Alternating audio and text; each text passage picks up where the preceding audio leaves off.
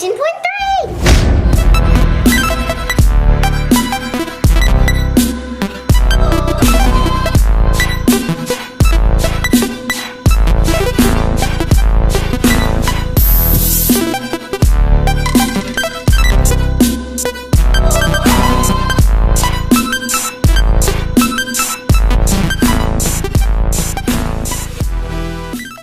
To Sarah's question on fat. So I'm going to quickly review her question. I'm going to give you guys a little bit about it.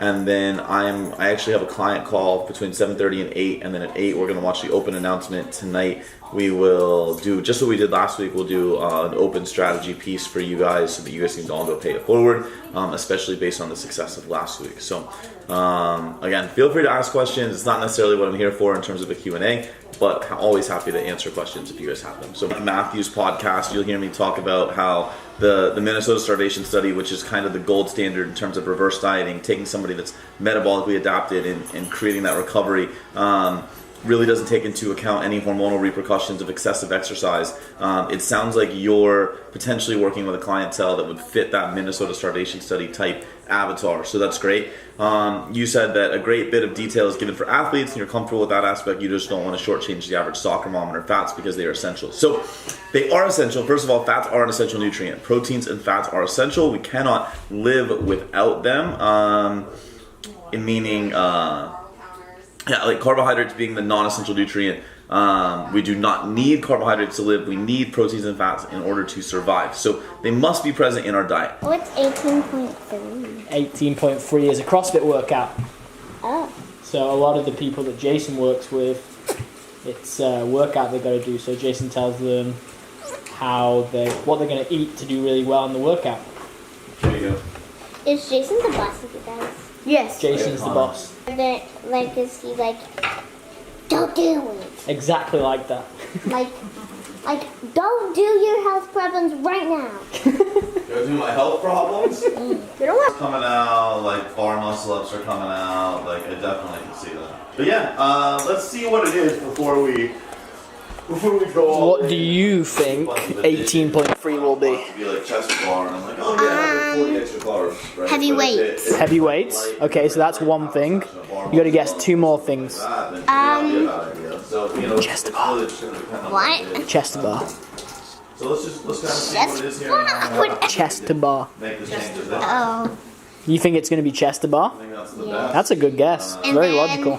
And then the third one You is can let me know if it's going to be Friday or Saturday. Squats. Good guess. squat 1,000 pounds. 1,000 pounds? Yeah. Easy.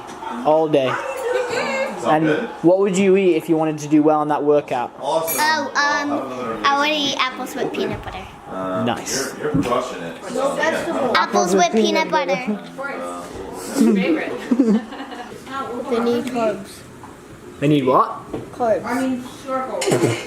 And I'm able to do that, but 90% of the time I'm in a position where I'm like, hey, if the family wants to eat out, I eat out. If they don't, if I need to skip a training session, I skip a training session. And is that conducive to being 100% compliant to a program? No, but no one's asking to be 100% compliant to a program because I understand that you need to live a life of balance. The second movement is the ring muscle up. This time on the bar. Seconds. You're going to have to suck it up if you can, because you're not going to probably get to the last set. I think one thing to really trust in yourself is when you get done with your double unders and back to the rings is that Raw thoughts just before you go in the inner circle. What do you think? Speechless. There's so many things to consider here because this might be the single hardest prescription I think I've ever had to give, because the level people will achieve in this workout will be so different relative to who they are. Like, the dose response that Neil and Kyle got will be completely different than the dose response that you and I get, will be completely different than the dose response from somebody who has gotten like one muscle up in their life. And so here we are writing a prescription for the masses that we want to be functional, that we want everyone to be able to use, yet for the first time ever, I think it's going to be completely different. I agree. What's up, guys? Holy shit. Is anybody else like blown away? Because I'm like, we just did a preview video, and hi Gwen. I'm speechless, guys. Like I really like this one is. This might be the single hardest open workout to prescribe for. There's so many things that go into this. They need to be as light as possible. We know a shift from fats to carbohydrates is going to keep the scale weight down. There's not extreme. To keep inflammation at bay. And so this is going to come down to food quality. It's going to come down to recovery modalities. Making sure they're salting their foods to remain hydrated and not allowing the inflammation to come up. Just the smallest things, guys, are going to become super important. Predict the male and female winner of this workout. And if anybody gets one, either or, you don't have to get both. If anybody gets one, I will comp your next course.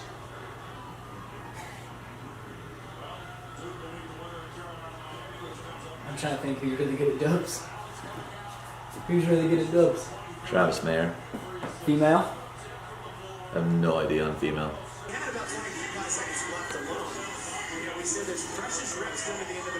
Alright guys, good morning. Caffeinated, ready to tackle what is maybe the most, I don't know what the word is, mind-numbing, but completely confusing workout that I think we've ever seen come out in the open relative to a fuel strategy. My God! Okay, it's happening. Everybody stay calm. What's the procedure, everyone? What's the procedure? Stay calm!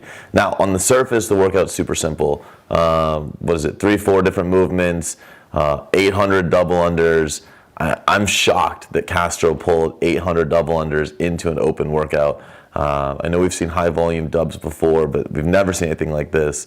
And, I think he really is just dropping the hammer this year, saying, this open's not like any other. We're really going to separate who's really an athlete, who's not. But even the scale division, having to get pull-ups, and there's some people that are going to struggle to get a pull-up.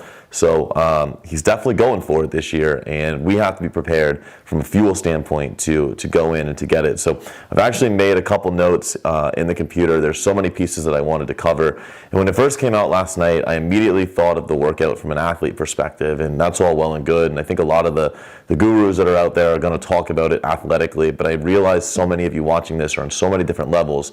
I'm going to break this down from 3 different avatars.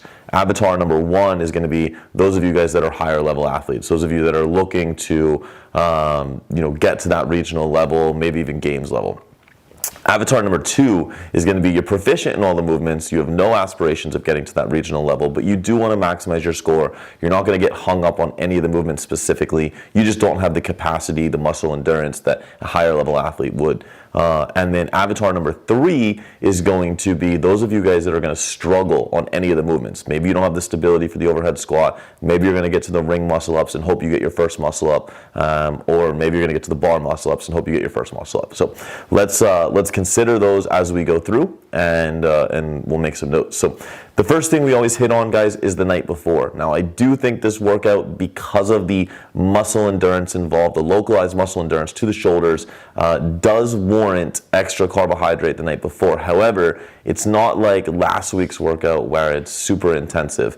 And so I think that instead of adding 30 to 60 grams, you're safe to add anywhere from 15 to 30 grams.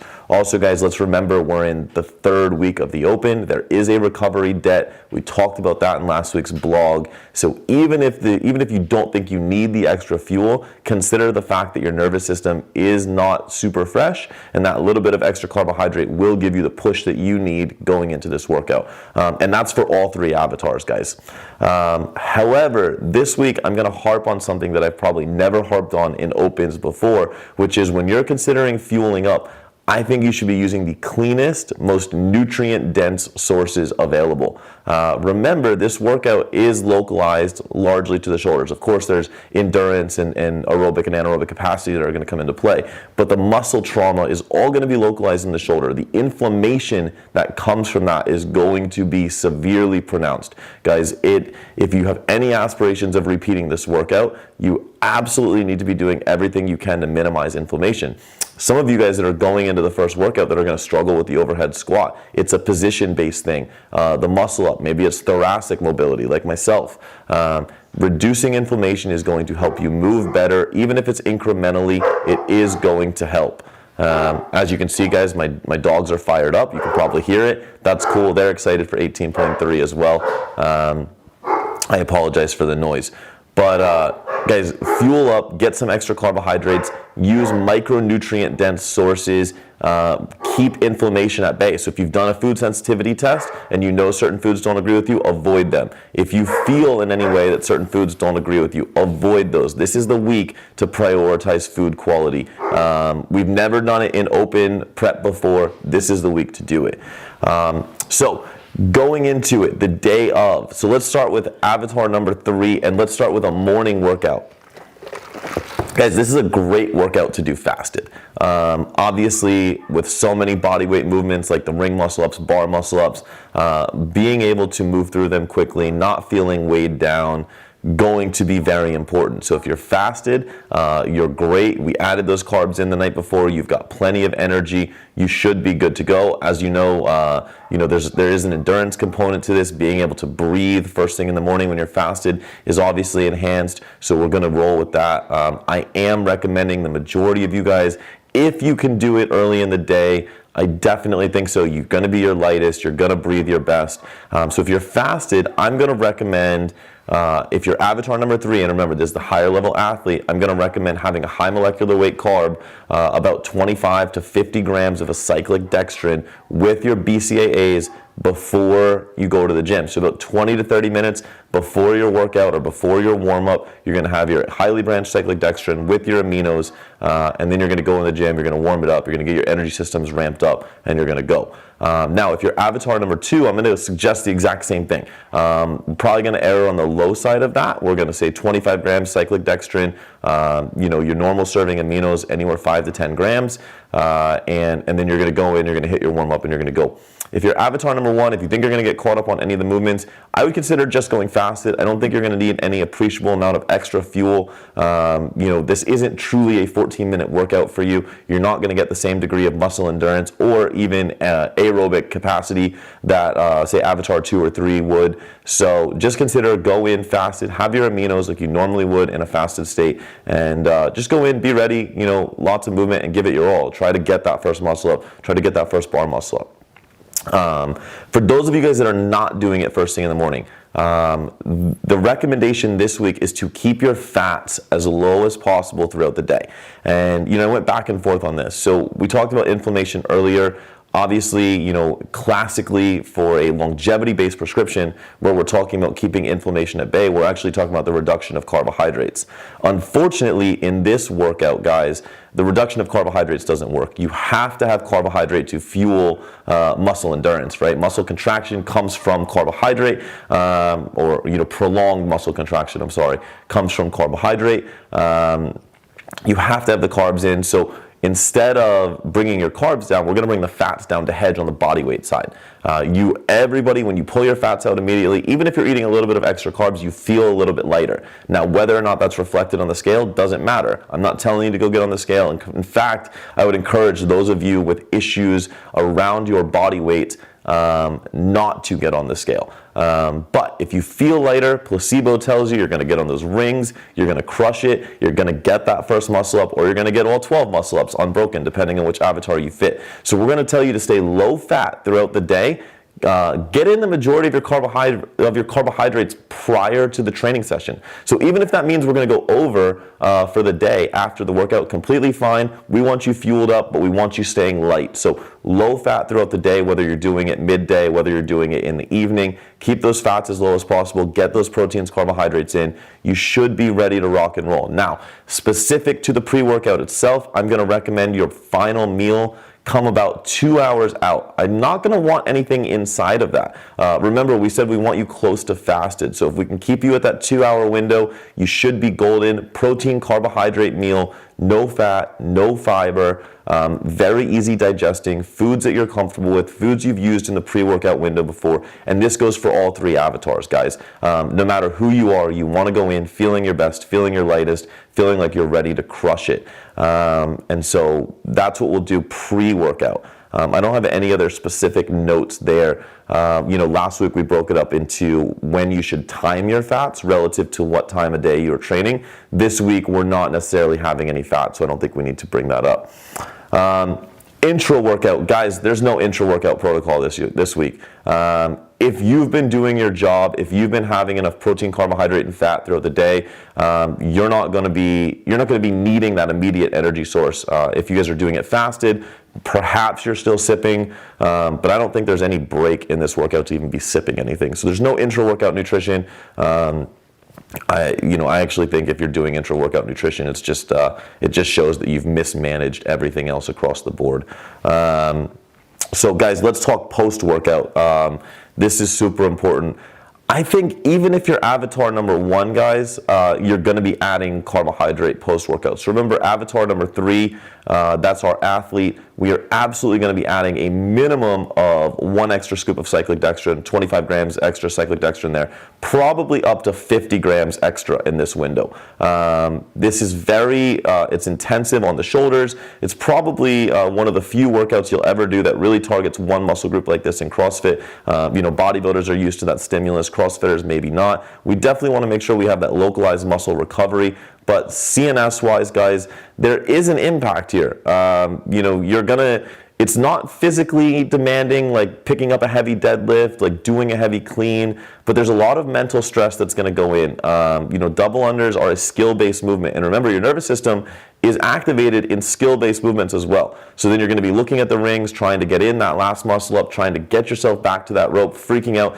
Just that elevated sympathetic nervous system activity does require extra recovery. So guys, avatar 3 athletes, let's consider 25 to 50 extra grams of recovery. Avatar number 2, guys that are proficient in every movement, a minimum of 25 grams extra. That should be sufficient for you guys. And even avatar number 1, consider an extra 15 to 25 grams. Why? Because you're going to be stressing, right? You're going to be doing these double unders. You're going to be trying to get to those rings. You're going to be giving it your all, trying to get that first muscle up. There's a lot of sympathetic nervous system activity there, cortisol release relative to the stress you're imposing on yourself to try to get that movement, try to get that first muscle up, and I really hope you do. So definitely consider some extra carbohydrate there. Last week we prescribed a lot of extra carb throughout the evening. So, we had some athletes consuming over 100 grams extra carbs per day. Guys, I'm not going to require nearly as much this week. I think as long as you're getting your extra carbs in post-workout, if you're avatar 3 or 2, I'd consider an extra 25 at dinner max.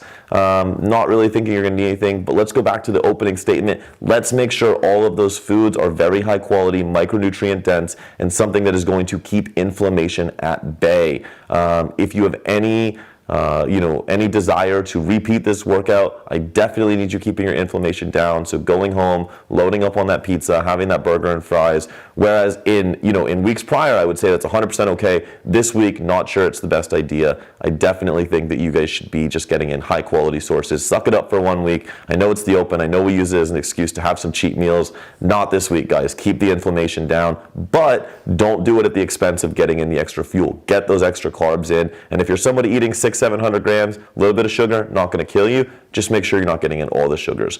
If you're avatar number 1, you're going for those extra muscle ups, I'm not really seeing the need to increase carbohydrates on a day-to-day basis. Now, interestingly enough, I told you guys to keep your fats low earlier. Consider this shift. I don't know you, but consider this. Consider shifting some of your macros around for the next 5 days. Some of my higher end athletes will be bringing their fat intake down by 10 to 15 grams and will be bumping carb intake up 30 to 40 grams. Now, calorically, that's about the same, but we're just shifting the energy that they're going to need. They absolutely need carbohydrate for this workout. They're not going to need as many fats. We want to keep them light. That shift to carbs to fats, or that shift from fats to carbs this time of year typically lends itself to a little bit of weight loss, but more direct fuel. So if that's something you're comfortable with, consider playing around with it. Consider bringing your fat intake down, getting your carbs up for the next 4 or 5 days. You'll have that fuel. You'll be nice and light. You should be golden. And that goes for all 3 avatars. So we covered the rest of the day. Guys, the next day, I don't think you're gonna have lost a significant amount of glycogen. It's not direct muscle contraction as much as it is like isometric with those shoulders. So I think that, the carbohydrates you had the day before should be sufficient. I don't really think you're gonna need to add anything the day after. That being said, because we're looking at managing inflammation, I need you guys to look into other recovery modalities. Go float, go get some ART, go get some massage, whatever it is, guys, start looking into other recovery modalities. And again, keeping your food quality high. This is the first time I've ever harped on it, but I'm gonna keep going there. I'm gonna keep bringing it up to you. Get that food quality up. Make sure you're not adding to your inflammation from this workout. The workout is plenty, believe me. You're gonna be feeling it. You don't need to be adding to that from your diet. Also, controlling your stressors, guys. That's another way to keep your inflammation down. So make sure you're sleeping adequately. Make sure you're not overstressing things. Take the naps when you can. Just do all of those things. In terms of repeatability, guys, I definitely think that this one can be repeated. I don't think anyone, except for the high-level athletes, are really going to cause a significant amount of muscle damage. So absolutely repeat it, especially if you're Avatar 1, you're trying to get that first muscle up. Give it a go as many times as you can. Get through that 100 dubs, get through those overhead squats, another 100 dubs, and then have at it on the rings. Just make sure you're recovering appropriately. If you're Avatar number 3, I think this is going to be a tough one to repeat the second time. Even though you may not directly feel your shoulders underlying, they're going to have a hard time producing that same level of output. So that being said, really make sure you're prioritizing that recovery between attempts, just like we talked about. And remember, I said I would add carbohydrates the night before if given the opportunity. So if you're going to repeat it, yes, you're going to have more carbohydrates today on your first attempt. Yes, you're going to have more carbohydrates on Sunday night before your second attempt Monday. And then you're going to get more carbs in prior to the training session than you normally would. So you will be loading up to an extent. We're just not doing it on the days in between, like Saturday, like we did last week. Guys, final thoughts from a supplementation standpoint: turmeric, curcumin, things like that to control inflammation this week. Really good idea. We really haven't talked supplements the first 2 weeks because they haven't been needed, but I'm going to give you a couple things to consider. So like I said, turmeric, curcumin, really good ideas to control inflammation. BCAAs for localized muscle recovery. BCAA EAAs. No one's talking about EAAs. Guys, they're essential. They're essential amino acids. They are what they say they are. Get in a mixture of both. And I would recommend 2 to 3 servings per day. We're going to keep that protein synthesis up. We're going to help those muscles repair as fast as possible. So I would recommend 2 to 3 servings a day. Obviously, one of those being pre-workout, the other 2 just being away from the session. And the final piece on supplements, guys, I think a lot of people here are going to immediately look to things like beta-alanine, sodium bicarb, that in research have been talked about as potentially buffering lactic acid. There's nothing wrong with them. Some of the research is definitely valid. However, if you're not used to experimenting with them, I do not think this is the time to implement them. So, I've had questions last week about sodium bicarb, and 80% of the people I know, the first time they try it, they end up shitting their pants. So not a good idea, especially in an open workout. So, if you're familiar with beta-alanine, you like the paresthesia effect, you like to feel, the tingles, and that gives you the placebo effect that you're going to buffer lactic acid, by all means go do it. If you've never taken it and those tingles will freak you out, don't start today. But guys, there you have it. 18.3, I feel sufficiently broken down. A little bit of extra food the night before. Understand what you need pre-workout based on when you're doing it, who you are. Understand your recovery based on who you are, and then just take it from there, guys. Hope this helps. Enjoy the video. If you have questions, leave your comments below. We will do our best to answer them. We're also in the inner circle. We posted up our initial thoughts last night. If you guys want questions or you want direct access to us, just join us over there. Otherwise, best of luck to you in 18.3. This one's going to crush me. Teddy and I have a little series going right now. We're 1-1. He's going to crush me on this one. So, guys, pray for me on 18.4 and 18.5. But if you have questions, hit me up. Good luck. We'll see you guys soon.